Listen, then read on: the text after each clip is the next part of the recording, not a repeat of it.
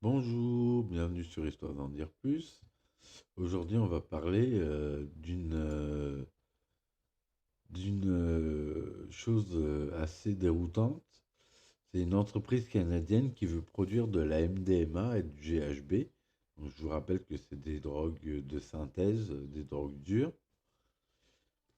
Donc, une entreprise canadienne qui produit des champignons utilisés par leurs vertus thérapeutiques a fait une demande aux organismes de régulation fédéraux pour produire de la MDMA et d'autres psychédéliques de synthèse, dont du GHB, relaté High Times le 22 juin. Si la demande faite par Optimi Health à Canada Health est approuvée, la société a pour projet de produire de la MDMA, du GHB, de la mescaline, du LSD et autres psychédéliques dans deux usines de Princeton en Colombie-Britannique. Optimi Health produit activement de la psilocybine de synthèse, entre autres, la substance active qu'on trouve dans les champignons hallucinogènes. La société s'occupe de cultiver les champignons, d'extraire et de traiter puis de distribuer la psilocybine. Le plan d'expansion et de diversification de la production voulu par Optimi s'inscrit dans une dynamique de standardisation de la recherche sur les drogues psychédéliques à des fins thérapeutiques. Depuis la création de notre entreprise, nous recevons une demande toujours plus accrue pour la production de psychédéliques de synthèse de la part d'acteurs du marché, rendue toujours plus pertinente par les récents développements dans le secteur, a remarqué Justin Kierland, chef scientifique de l'entreprise. En plus de l'usage scientifique de ces drogues, rappelons que le mois dernier, le gouvernement fédéral canadien a annoncé avoir approuvé une demande émanant de la Colombie-Britannique pour dépénaliser la possession de drogue pour les 3 prochaines années. Les substances concernées incluent l'héroïne, le fentanyl, la cocaïne et la méthamphétamine.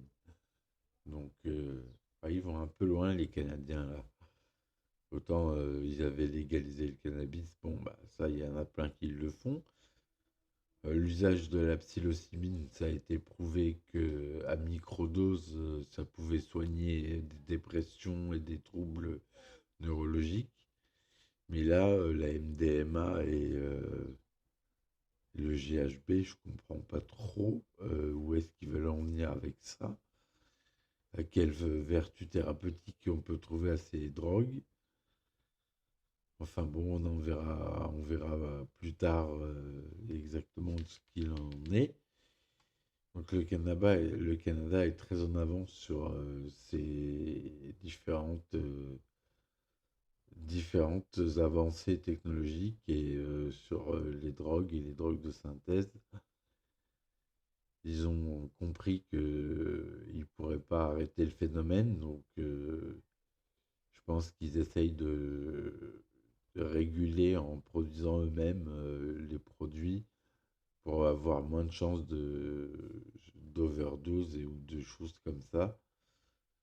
Mais c'est quand même assez impressionnant. Donc voilà, donc ça c'était la petite news, première petite news du jour.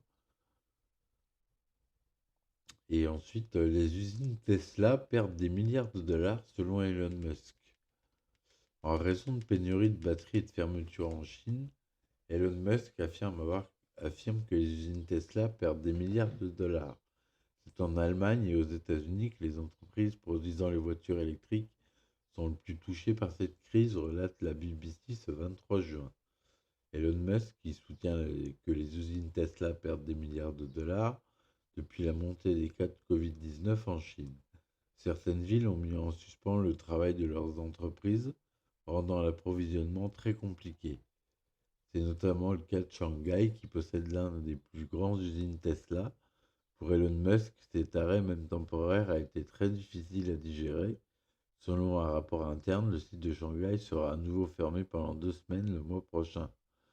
Mais selon Elon Musk, ce sera aux États-Unis et en Allemagne que les entreprises Tesla sont le plus mises en difficulté. Les deux usines de Berlin et d'Austin sont de gigantesques fours à argent en ce moment. C'est vraiment comme un immense rugissement qui est le son de l'argent en feu, a déclaré le PDG de Tesla.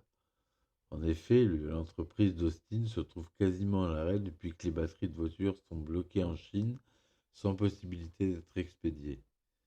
Les usines perdent des milliards de dollars en ce moment, il y a une tonne de dépenses et pratiquement aucune production, a affirmé Elon Musk. Mais l'homme d'affaires garde bon espoir et compte bien inverser la tendance. Tout cela va être réparé très rapidement, mais cela demande beaucoup d'attention, a-t-il confié. Il a notamment déclaré que l'entreprise allait licencier 3,5% de ses salariés après avoir eu un mauvais pressentiment sur l'économie mondiale. Donc, source de la BBC. Et le Mexique, nouvelle news, le Mexique fait gagner la villa d'un narcotrafiquant pour 9,5 euros. Le gouvernement mexicain a mis aux enchères l'ancien manoir d'Amado Carrillo Fuentes, l'ancien boss du cartel de Juárez, rendu célèbre par Narcos Mexico. D'une valeur de 4,53 millions d'euros, il est possible de la remporter pour un ticket d'une valeur de 200 pesos, 9,50 €, selon le site du gouvernement mexicain. La loterie nationale mexicaine fait gagner le manoir de celui qu'on surnommait le Seigneur des Cieux lorsqu'il était à la tête de l'un des plus puissants cartels du pays. Elle est organisée pour la deuxième fois par l'institut mexicain Give Me Back the People What's Been Stolen, littéralement redonner aux gens ce qui leur a été volé. L'enjeu est de proposer des propriétés qui appartiennent à des trafiquants de drogue ou à des politiciens corrompus. L'immense propriété d'Amado possède notamment une cave à vin, une piscine intérieure, plusieurs jacuzzis et d'autres luxes inestimables. En plus de ce manoir d'une valeur de 4,3 millions d'euros, la loterie propose aussi plus de 100 terrains le long de la plage de l'État de Sinaloa, dont la valeur varie entre 40 000 et 65 000 euros. Seul inconvénient de cette grande loterie, seuls les citoyens mexicains peuvent posséder ces biens. Impossible donc pour les étrangers de se la couler douce dans cette somptueuse villa. Si le gagnant n'est pas mexicain, le bien sera converti en argent liquide. Cette grande loterie se déroulera le 28 juin. Les tickets sont à acheter sur le site du gouvernement. Les sources gouvernement du Mexique. Une mère sauve deux petites filles d'un kidnappeur après un pressentiment. Un homme a été arrêté pour maltraitance et séquestration d'enfants à une mère de famille observatrice. Elle a sauvé deux petites filles d'un possible kidnapping grâce à son instinct, a raconté Fox News le 19 juin. David Daniels a suffi deux petites filles jusque dans une église. La mère de famille s'est alors approchée de Daniels et des petites. L'homme de 37 ans a prétendu surveiller qu'elle rentrait bien chez elle. « Aidez-moi, ce n'est pas mon père », a-t-elle confié l'une des petites filles à la bonne samaritaine. La mère a décidé alors de les inviter à entrer dans l'église pour qu'elles puissent avoir le temps d'appeler la police. J'ai engagé la conversation avec lui, a-t-elle expliqué, et il a prétendu être le père des enfants qu'il avait récemment déménagé en ville. L'homme ensuite a été frappé l'une des filles à la tête plusieurs reprises et immobilisé l'autre. Voilà. Lorsque la police est arrivée sur place, elle a repéré Daniels marchant vers le centre-ville. Il a été arrêté et inculpé pour séquestration et maltraitance d'enfants. La mère de famille, quant à elle, souhaite rester anonyme. « Je veux pas être une héroïne », a-t-elle déclaré avant de poursuivre. « J'ai juste fait ce que j'espère que n'importe qui ferait pour mes enfants. » L'homme est détenu à la prison du comté d'Hillsborough avec une caution s'élevant à 104 000 $.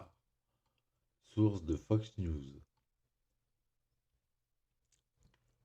La Chine arrive à transférer de l'énergie solaire sur Terre depuis l'espace. Ça, c'est une super news.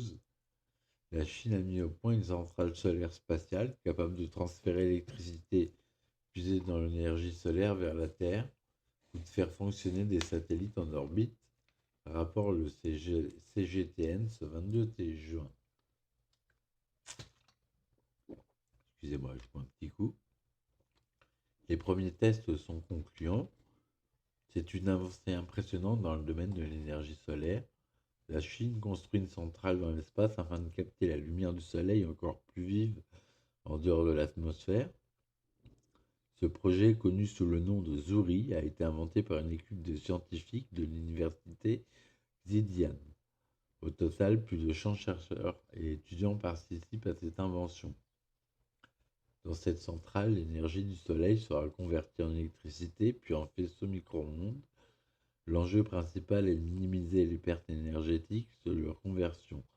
Les faisceaux micro-ondes sont ensuite transmis sur Terre grâce à un récepteur où ils sont transformés en énergie propre et renouvelable. D'après les estimations, ce projet devrait voir le jour d'ici 2028. Cette invention permet de pallier au principal problème de la récupération de l'énergie solaire, l'obscurité. D'autres pays comme la France, le Royaume-Uni, l'Inde, la Russie ou encore le Japon mènent également des recherches afin d'envoyer leurs propres stations solaires dans l'espace, dans la source CGTN. Voilà, donc c'était les petites news du jour. J'espère que ça vous a plu. N'hésitez pas à suivre les autres épisodes qui viendront tous les jours. Je vous souhaite une bonne journée et je vous remercie de m'avoir écouté. Allez, ciao ciao!